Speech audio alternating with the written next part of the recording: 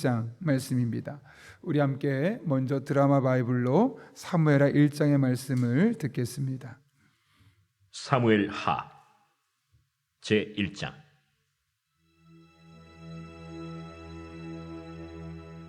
사울이 죽은 후에 다윗이 아말렉 사람을 쳐 죽이고 돌아와 다윗이 시글락에서 이틀을 머물더니 사흘째 되는 날에 한 사람이 사울의 진영에서 나왔는데 그의 옷은 찢어졌고 머리에는 흙이 있더라. 그가 다윗에게 나와 땅에 엎드려 절하매 다윗이 그에게 묻되 너는 어디서 왔느냐? 이스라엘 진영에서 도망하여 왔나이다. 일이 어떻게 되었느냐? 너는 내게 말하라. 군사가 전쟁 중에 도망하기도 하였고 무리 가운데 엎드려져 죽은 자도 많았고 사울과 그의 아들 요나단도 죽었나이다. 사울과 그의 아들 요나단이 죽은 줄을 내가 어떻게 아느냐? 내가 우연히 길보아 산에 올라가 보니 사울이 자기 창에 기대고 병거와 기병은 그를 급히 따르는데 사울이 뒤로 돌아 나를 보고 부르시기로 내가 대답하되 내가 여기 있나이다 한즉 내게 이르되 너는 누구냐 하시기로 내가 그에게 대답하되 나는 아말렉 사람이니이다 한즉 또 내게 이르시되 내 목숨이 아직 내게 완전히 있으므로 내가 고통 중에 있나니 청하건대 너는 내 곁에 서서 나를 죽이라 하시기로 그가 엎드려진 후에는 살 수 없는 줄을 내가 알고 그의 곁에 서서 죽이고 그의 머리에 있는 왕관과 팔에 있는 고리를 벗겨서 내 주께로 가져왔나이다. 이에 다윗이 자기 옷을 잡아 찢음에 함께 있는 모든 사람도 그리하고 사울과 그의 아들 요나단과 여호와의 백성과 이스라엘 족속이 칼에 죽음으로 말미암아 저녁 때까지 슬퍼하여 울며 금식하니라. 다윗이 그 소식을 전한 청년에게 묻되 너는 어디 사람이냐? 나는 아말렉 사람 곧 외국인의 아들이니이다. 내가 어찌하여 손을 들어 여호와의 기름 부음 받은 자 죽이기를 두려워하지 아니하였느냐? 다윗이 청년 중 한 사람을 불러 이르되 가까이 가서 그를 죽이라. 그가 치매 곧 죽으니라. 내 피가 내 머리로 돌아갈지어다. 내 입이 내게 대하여 증언하기를 내가 여호와의 기름 부음 받은 자를 죽였노라 함이니라. 다윗이 이 슬픈 노래로 사울과 그의 아들 요나단을 조상하고 명령하여 그것을 유다 족속에게 가르치라 하였으니 곧 활 노래라. 야살의 책에 기록되었으되 이스라엘아, 내 영광이 산 위에서 죽임을 당하였도다. 오호라, 두 용사가 엎드려졌도다. 이 일을 가데에도 알리지 말며 아스글론 거리에도 전파하지 말지어다. 블레셋 사람들의 딸들이 즐거워할까? 할례받지 못한 자의 딸들이 개가를 부를까 염려로다. 길보아 산들아, 너희 위에 이슬과 비가 내리지 아니하며 재물 낼 밭도 없을지어다. 거기서 두 용사의 방패가 버림바 되민이라. 곧 사울의 방패가 기름 부음을 받지 아니함 같이 되미로다.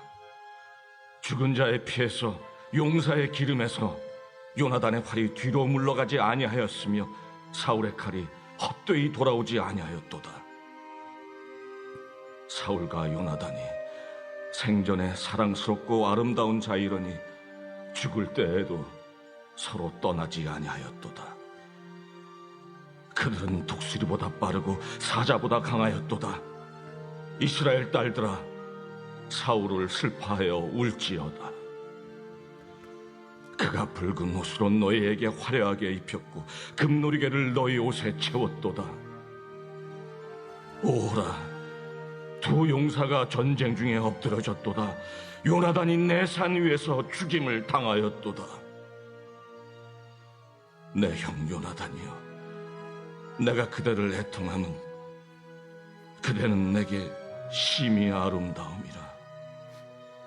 그대가 나를 사랑함이 기이하여 여인의 사랑보다 더하였도다. 오호라, 두 용사가 엎드러졌으며 싸우는 무기가 망하였도다. 하였더라. 아멘. 하나님께서 사람을 쓰시는 방법은 그 사람이 특별하게 기도를 많이 한다든가 또 말씀을 많이 읽는다든가 그래서 영적으로 잘 준비된 사람일 겁니다. 그러나 한쪽의 측면, 이 사람이 기도를 많이 하고 또 하나님의 앞에 말씀을 많이 읽고 또 말씀을 늘 가까이 하는 삶이 너무너무 중요한데, 그만큼 중요한 것이 뭐냐면 그 반대쪽에 있는 측면입니다. 그렇게 기도를 많이 하고 또 말씀을 많이 읽고 살아가는 사람다운 일상의 삶이 과연 열매로 있느냐. 사실은 하나님 이 두 가지 트랙을 같이 보고 영적인 부분과 일상적인 삶에 하나님 앞에 뛰어난 사람들을 통해서 일하시는 것을 보게 됩니다. 그런 의미에서 우리가 하나님의 말씀과 기도로 늘 무장되어야 하지만 또 우리의 일상의 삶을 통해 우리가 어떤 삶을 살아야 할지를 또한 중요하고, 어떤 삶의 가치관을 가지고 행동하는지도 또한 너무나 중요합니다. 오늘가 읽고 있는 사무엘하는 이제 그동안 이스라엘의 왕으로 군림했던 사울의 시대가 저물고 다윗이 새로운 왕으로 등극해서 이제 나라를 다스려가는 장면이 나오게 되죠. 더군다나 오늘은 이제 사울이 죽고 나서 가장 먼저 이스라엘 백성들에게, 특별히 다윗에게 있었던 일들이 어떤 일인지를 통해서, 특별히 그리고 사울이 죽고 난 이후에 다윗이 취했던 행동을 통해서 다윗이 평소에 어떤 사람이었는지를 우리가 능히 짐작해 볼 수 있는 장면입니다. 다윗이 머물고 있는 곳에 사울이 죽었다고 주장하는 한 아말렉 소년이 찾아왔습니다. 사울의 사망 소식을 몰랐던 다윗에게는 매우 황당하고 당혹스러운 순간일 수밖에 없습니다. 그런데 이 소식을 듣고 나서 다윗이 어떻게 반응합니까? 먼저 우리가 한 가지 잊지 말아야 할 것은, 그동안 다윗과 사울의 관계는 물론 신하와 또 왕으로서의 관계도 있지만 매우 많은 경우 다윗을 죽이려고 사울들이 기세가 등등했고 여러 차례 다윗을 죽이려고 따라왔었던 상황이 전제되어 있다는 겁니다. 그런데 사울이 죽은 겁니다. 여러분 같으면 어떤 행동을 취하겠습니까? 일반적이라면 잘됐다, 쌤통이다, 어쩜 이게 하나님의 뜻일지 몰라 하면서 기뻐하고 즐거워할 수 있을 겁니다. 그런데 오늘 본문 11절과 12절을 보면 다윗은 이렇게 반응하죠.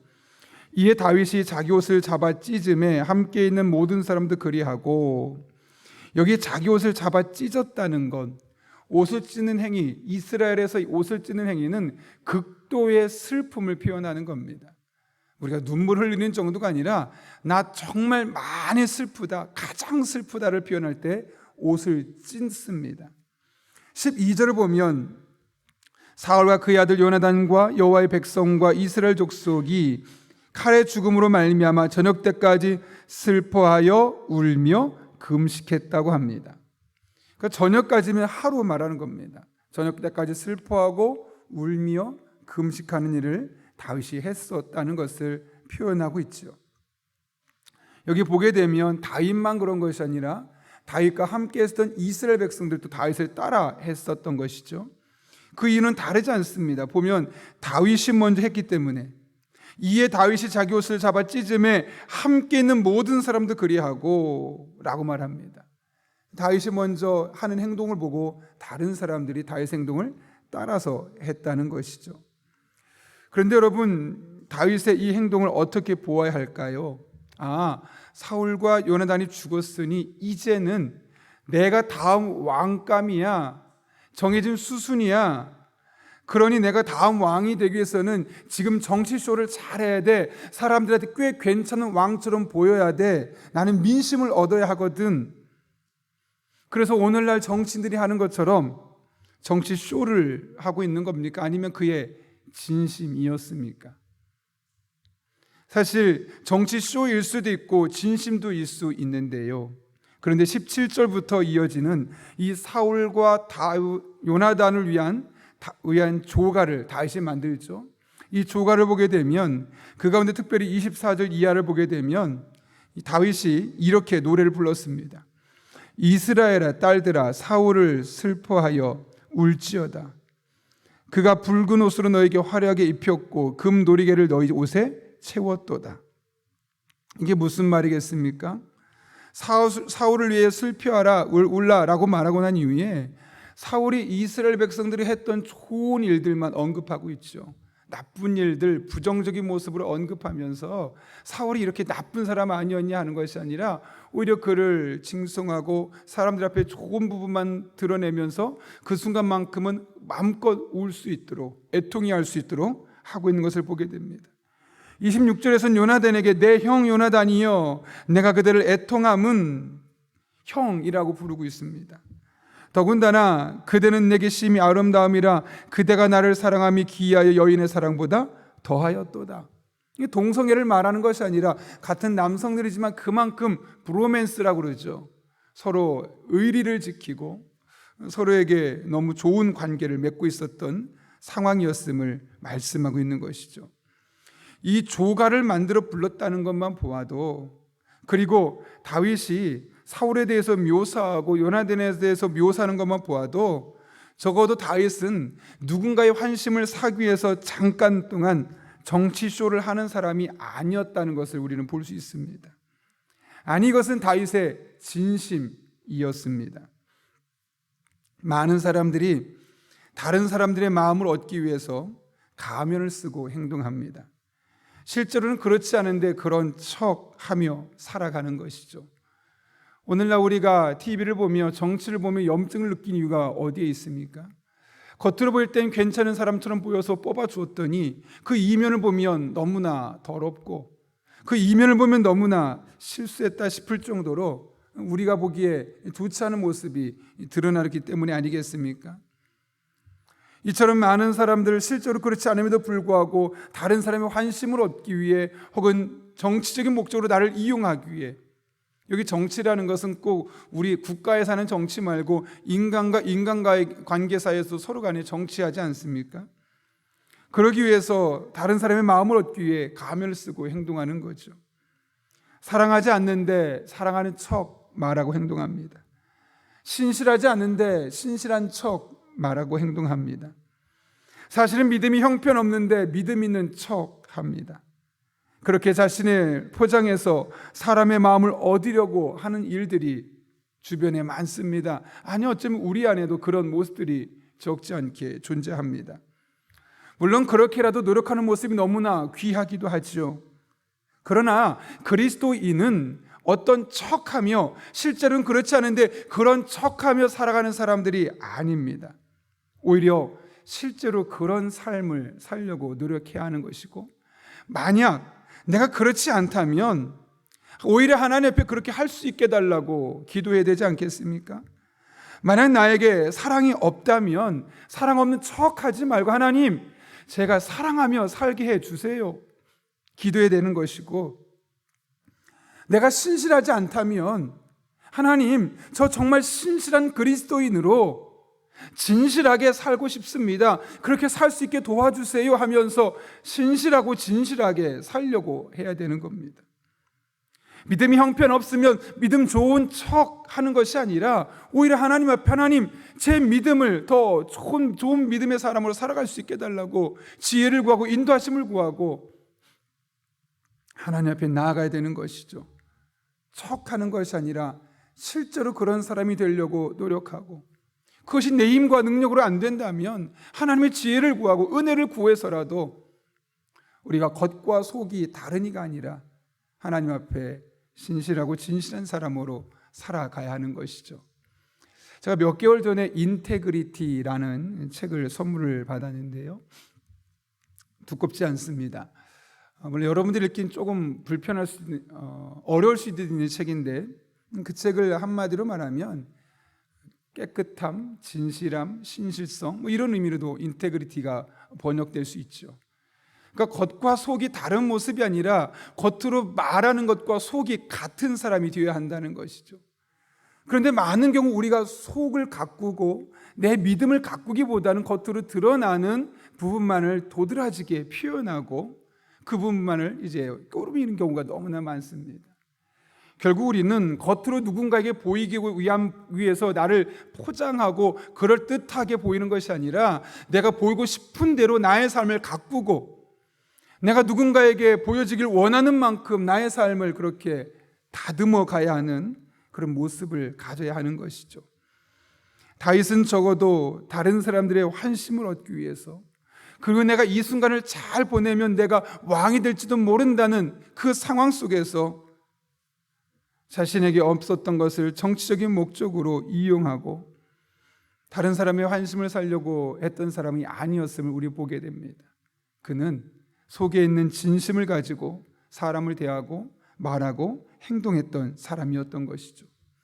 그리스도인으로서 우리가 열심히 기도하고 하나님의 말씀을 붙들고 살아가는 것이 너무나 중요합니다. 그러나 그와 함께 우리가 겉으로 보여지고자 하는 모습, 그 보여지고자 하는 모습에 합당하도록 우리의 내면을 가꾸고 겉과 속이 다르지 않은 사람으로 살아가는 것, 그것이 어쩌면 우리 그리스도인의 일상의 삶의 믿음의 원리가 되어야 할 것입니다. 오늘 다윗의 모습을 바라보며 척하며 살아가는 사람이 아니라 겉과 속이 같은 그런 주의 종들 될 수 있기를 예수님의 이름으로 축원합니다. 그런가 하면 이어지는 말씀에서 다윗이 아말렉 사람에게 사울이 죽게 되었던 정황을 자세히 묻습니다. 그리고 나서 결국 그를 죽이죠. 그런데 그를 죽이고 난 이유에 대해서 뭐라고 말씀합니까? 오늘 본문 16절에서 이렇게 말합니다. 다윗이 그에게 이르기를 내 피가 내 머리로 돌아갈지어다 내 입이 내게 대하여 증언하기를 내가 여호와의 기름 부음 받은 자를 죽였노라 함이니라 하였더라. 이렇게 16절에서 말하고 있습니다. 여러분, 이게 무슨 말일까요? 네가 지금 말한 대로 하면 네가 사울 왕을 죽였다는 것인데 그 말에 대해서 네가 책임을 져라.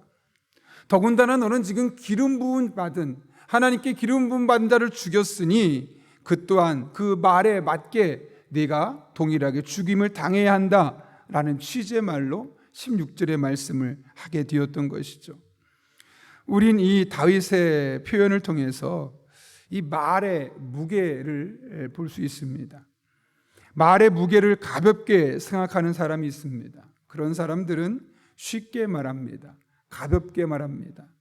근데 문제는 쉽게 던져진 말, 깊은 생각 없이 내뱉은 말이 결코 좋은 열매를 맺어낼 수 없다는 것이죠. 오히려 그것은 자신을 죽이고 다른 사람을 무너뜨리는 파괴적인 일들을 할 수밖에 없습니다. 그러나 말의 무게를 아는 사람은 쉽게 말하지 않습니다. 경우에 합당한 말, 은혜에 소용되는 말, 힘이 되는 말, 사랑의 말, 축복의 말, 이런 말들을 사용하게 되는 것이죠. 그런 의미에서 우리는 우리의 말에 대해서 책임지며 살아갈 수 있어야 됩니다. 책임지지 못할 말은 쉽게 내뱉지 말고 내가 실제로 감당할 수 있는 그 말의 무게에 책임을 질 수 있는 그런 사람들로 살아가야만 하는 것이죠. 제가 예전에 읽었던 책 중에 말의 힘이라는 책이 있는데요, 그 책에 보게 되면 언총이라는 게 있습니다. 언총, 총은 무덤총이죠. 그래서 말의 무덤이라는 것이 있습니다.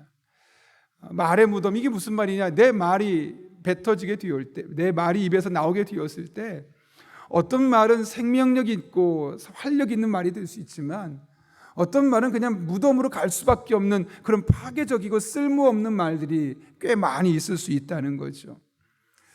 그런 맥락에서 우리의 언어 생활을 한번 돌아볼 필요가 있습니다.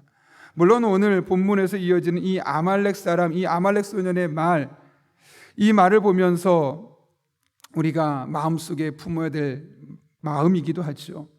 네가 말한 대로 사울 왕을 죽였으니 그 말에 책임을 지라. 이 다윗의 표현을 통해서 우리가 하는 말들에 대해서 책임질 수 있는 그 말의 무게의 현실을 인정하고 우리에게 주어진 일상 속에서 우리의 말이 죽는 말, 무덤으로 들어가는 말이 아니라 우리 사람을 살리고 생명력을 주는 그런 은혜의 말들 되어야 함을 다시 한번 깨닫게 됩니다. 여러분, 오늘 하루를 시작하면서 이제 집에 돌아가면 아마 남편이든 아내든 아이들이든 집에 있을 겁니다. 오늘 하루만큼은 누군가에게, 우리 가족들에게 말을 시작할 때 그 말이 무덤에 들어가는 말이 아니라 우리가 그 사람의 마음속에서 뿌리를 내리고 줄기를 내리고 열매를 맺는 그런 좋은 말을 한번 생각해 보십시오. 그리고 혹시 직장 생활하거나 누군가를 만난다면 오늘 내가 누구를 만날 때 한번 이런 말을 해보자. 그럼 그 사람이 어떻게 반응하는가? 그런 마음을 가지고 오늘 하루를 한번 시작해 보십시오. 그러면 하나님께서 우리의 말을 통해 어떤 일을 행하시는지를 우리는 분명히 볼 수 있게 될 것입니다. 오늘날 우리에게 주어진 일상 속을 살아가면서 우리가 우리의 일상의 삶을 진실하게 살아가는 것도 너무나 중요하죠. 뿐만 아니라 우리의 우리가 말의 무게를 알고 경우에 합당하고 은혜에 소용되고 힘이 되고 사랑하고 축복하는 그런 말하며 살아가는 주의 종들 될 수 있기를 예수님의 이름으로 축원합니다. 우리 함께 기도하겠습니다. 거룩하신 아버지 하나님, 오늘 다윗이 아말렉 소년에게 취했던 행동들을 통해서 우리가 어떤 마음가짐으로 어떤 삶의 태도로 우리의 일상의 삶을 살아야 할지를 깨닫게 하시는 애 진심으로 감사를 드립니다. 누구의 마음을 얻기 위하여 그런 척하며 살아가는 이가 아니라 늘 하나님과 사람 앞에 신실하고 진실한 겉과 속이 다르지 않은 삶을 살 수 있는 우리 주의 종들 되게 하여 주옵소서. 그렇게 살아갈 뿐만 아니라 우리의 입술의 말이 죽이는 말, 무덤으로 가는 말이 아니라 생명력 있고 열매 맺는 말이 되어서 우리와 대하는 사람들이 오늘 또 사랑을 알게 하시고 은혜를 알게 하시고 축복을 알게 또 힘을 얻는 복된 한 날 되게 하여 주옵소서. 예수님의 이름으로 기도하옵나이다. 아멘.